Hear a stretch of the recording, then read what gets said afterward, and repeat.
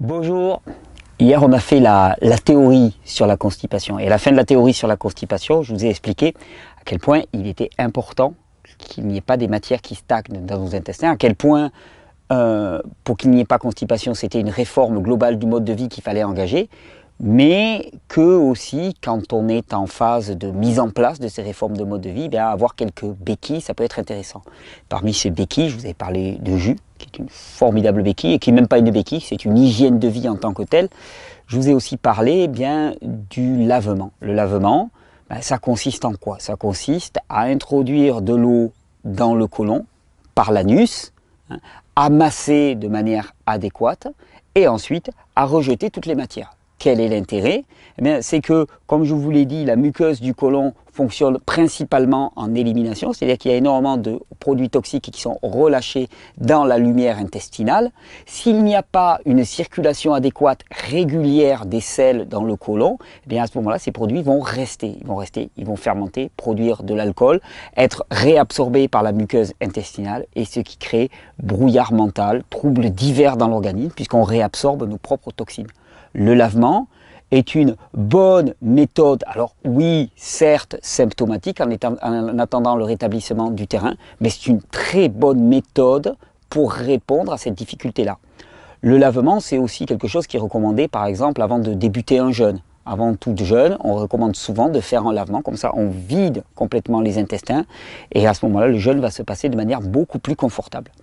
Alors, comme nous ne sommes pas une société où les selles et les excrétions humaines sont extrêmement étudiées, on n'en parle pas communément dans les soirées, peut-être que la technique du lavement n'est pas évidente pour tout le monde. Donc, on va faire un lavement en pratique. Bon, on va simuler un lavement en pratique. C'est terra incognita, donc on ne va pas aller trop loin, mais j'avais envie de vous montrer une technique toute simple, que je n'ai absolument pas inventée, mais qui me paraît la plus adéquate pour faire les lavements. Le matériel, il est simple. Pour moi, le meilleur des matériels. Il y a des tas de matériels techniques qui existent pour faire des lavements. Le matériel le plus simple, c'est un tapis au sol. Si vous avez une toilette assez grande, c'est idéal. Sinon, à proximité des toilettes ou avec un seau et une lunette des toilettes, hein, que vous allez pouvoir mettre à côté de vous, on le filmera juste après, pour pouvoir évacuer. Et un endroit à peu près 1 mètre de haut par rapport à l'endroit où vous vous situerez pour accrocher ce qui va être la poche à lavement. Une poche à lavement, qu'est-ce que c'est? C'est un petit kit comme ça, vous pouvez en commander sur la boutique de la Régénération qui est en lien sur le site Régénère, puis je mettrai le lien dans la vidéo. Poche à lavement, ça vaut 10 €, quelque chose comme ça vaut rien du tout, enfin rien du tout, en tout cas pas très cher. C'est une poche qui contient à peu près 2 litres d'eau, hein, qui va être l'eau que vous allez pouvoir faire circuler dans vos intestins. Quand vous la recevez, eh bien vous avez un tuyau comme ça, un tuyau muni d'un robinet. Ce robinet va permettre de régler le débit. Vous prenez ce tuyau, vous le vissez sur la poche à lavement. Hop. Bien sûr, je m'y prends pas. Voilà, ça y est. Vous le vissez sur votre poche à lavement. Il faut le visser complètement pour pas qu'il y ait de fuite. Vous avez votre poche à lavement, vous détendez bien le tuyau au début, il est un peu plié sur lui-même, donc il faut le détendre. Là, il fait un peu froid dehors, bien qu'on soit en t-shirt en plein hiver en Catalogne. Hein. Vous disposez votre poche à lavement sur un petit crochet, là je le place à côté de la tibia. Et ensuite, qu'est-ce que vous allez avoir? Vous allez avoir 2 canules. Alors, il y a une canule courte et une canule longue, il y a une canule vaginale et une canule anale. Pour l'utilisation anale, je vous recommande cette canule, qui est la canule la plus longue, perforée de multiples trous. Hein, c'est celle qui est la plus adaptée. Vous la vissez à ce niveau-là. La vissez là aussi complètement. Et voilà votre kit à lavement qui est prêt pour faire un lavement. Alors, pour faire un lavement, il va y avoir des étapes préalables. Les étapes préalables, ça va être d'abord de remplir la poche. Mais alors, quand on va remplir la poche, là j'ai de l'eau. Alors, quelle eau choisir? De l'eau, si possible, filtrée ou de l'eau distillée. Évitez l'eau qui est chargée de fluor, de chlore qu'on va avoir au robinet. Au pire, vous utilisez de l'eau minérale, par exemple, 1,5 litre, 2 litres d'eau minérale, ça coûte pas très cher, c'est pas idéal, c'est du matériau plastique en bouteille. Je recommande quand même l'utilisation d'un distillateur d'eau parce qu'au moins on est affranchi, hein, de cette pollution et on a une eau qui est chimiquement pure à la maison. Distillée, osmosée, eau de source, si vous l'avez, ramenez à peu près à la température du corps, c'est-à-dire 36-37 degrés. On peut varier un petit peu. On dit qu'une eau un peu plus froide, ça va amener à resserrer les tissus. Une eau un peu plus chaude, ça va faciliter quand on est constipé. On peut jouer, ça va être à chacun de jouer en fonction de son ressenti, mais globalement, une eau qui est à température, c'est-à-dire vous plongez le doigt dedans et vous vous sentez bien, vous ne sentez pas de différence avec votre température corporelle. Ça, c'est la meilleure eau. Alors ensuite, qu'est-ce qu'on fait? Eh bien, on remplit la poche à lavement. On la remplit complètement.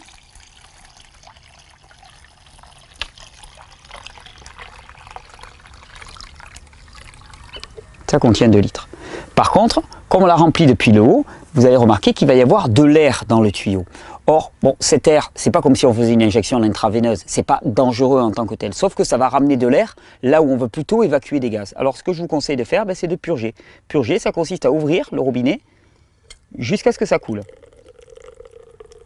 Quand ça coule de manière adéquate et que vous voyez qu'il n'y a plus de bulles d'air à l'intérieur, vous refermez, vous remettez cette eau qui va vous être utile, hop, voilà, et votre kit pour le lavement est prêt.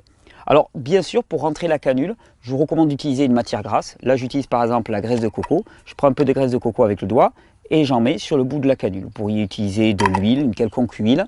Toute matière grasse qui va permettre de lubrifier va permettre de fonctionner de manière adéquate et de faciliter l'introduction du lavement.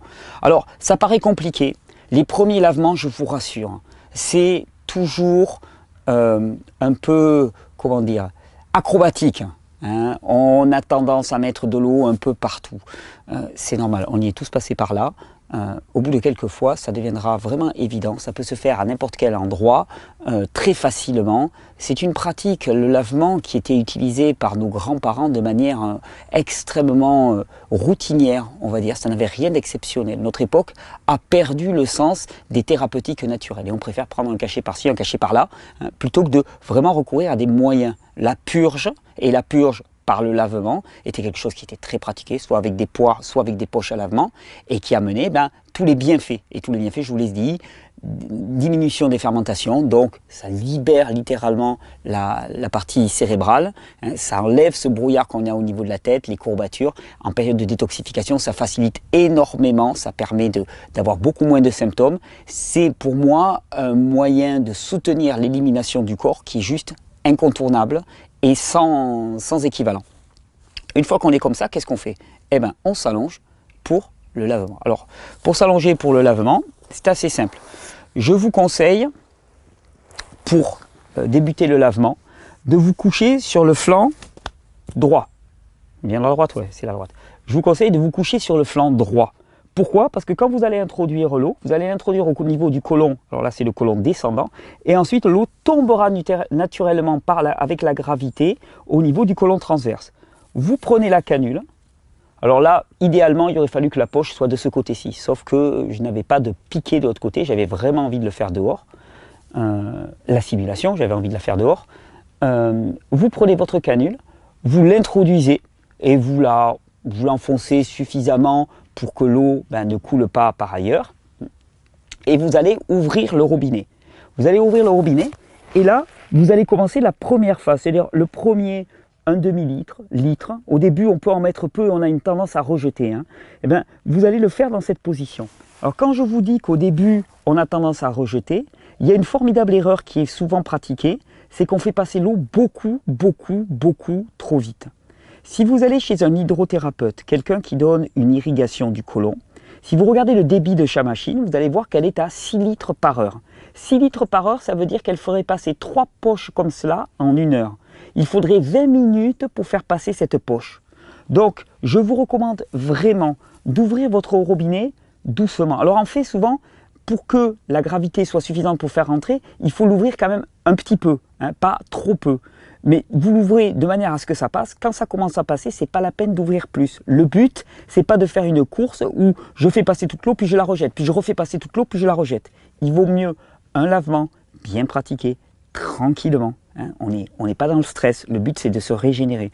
Un lavement bien pratiqué, tranquillement, que en enchaîner plusieurs.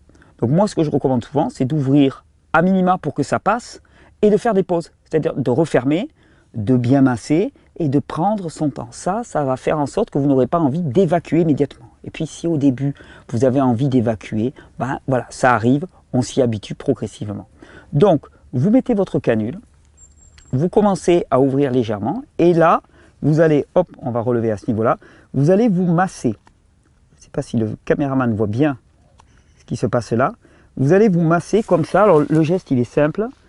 Le geste, c'est de se masser comme ça, tranquillement, pour faire remonter. Vous pouvez appuyer, vous pouvez bien appuyer sur vos intestins, vous allez le sentir. Vous allez rentrer un peu en intimité avec vos intestins. Et une fois que vous avez réussi à passer le demi-litre, à ce moment-là, vous allez pouvoir vous mettre vraiment sur le ventre. La canule, à ce moment-là, se trouvera par ici, par exemple.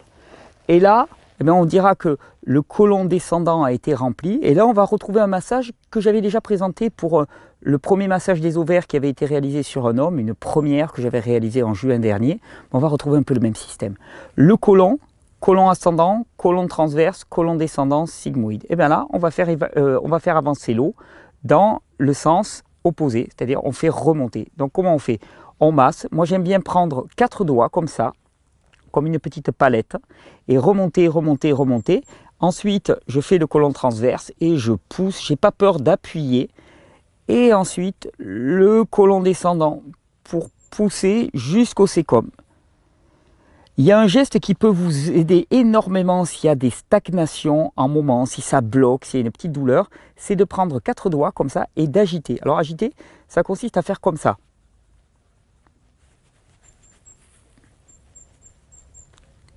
Et vous reprenez soit par des mouvements continus, hein, dans le sens inverse des aiguilles d'une montre, soit par de multiples balayages.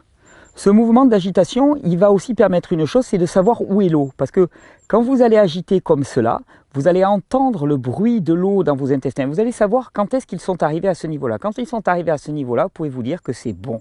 Vous avez rempli votre côlon avec de l'eau. Normalement, vous aurez passé à peu près les 2 litres de la poche. Pour certaines personnes qui ont ce qu'on appelle un méga dolicho-côlon, il en faudra plus, mais c'est rare. Pour la plupart d'entre nous, 2 litres, c'est largement suffisant. À ce moment-là, quand les 2 litres sont passés, il n'y a aucune urgence. On peut prendre son temps. Prendre son temps, c'est se masser doucement, hein, laisser l'eau agir, décoller les matières qui étaient en stagnation, qui s'étaient durcies, réimprégner doucement pour pouvoir ensuite aller évacuer, ce qu'on verra dans l'autre partie. Alors, au niveau des lavements, on peut utiliser de l'eau. Qu'est-ce qu'on peut utiliser d'autre que de l'eau? On peut utiliser tout ce qui est chlorophylien. Des jus verts, par exemple. Hein. C'est très réputé à l'Institut Hippocrate, par exemple, où ils utilisent le jus d'herbe de blé. C'est une solution. On peut utiliser aussi de la chlorophylle liquide ou simplement, vous pouvez aller vous faire un jus avec des plantes sauvages, par exemple. Moi, j'aime bien avec de la mauve, si vous avez de la mauve qui est laxative, avec de l'ortie. Et puis, vous en mettez un petit peu dans votre poche, vous diluez avec de l'eau ou vous utilisez simplement du pur jus vert. Et le jus vert et la chlorophylle vont avoir une action très désenflammante sur les intestins. Vous pouvez utiliser aussi des infusions de plantes. La camomille va être calmante. Le fenouil va aider à évacuer les gaz puisqu'elle est carminative.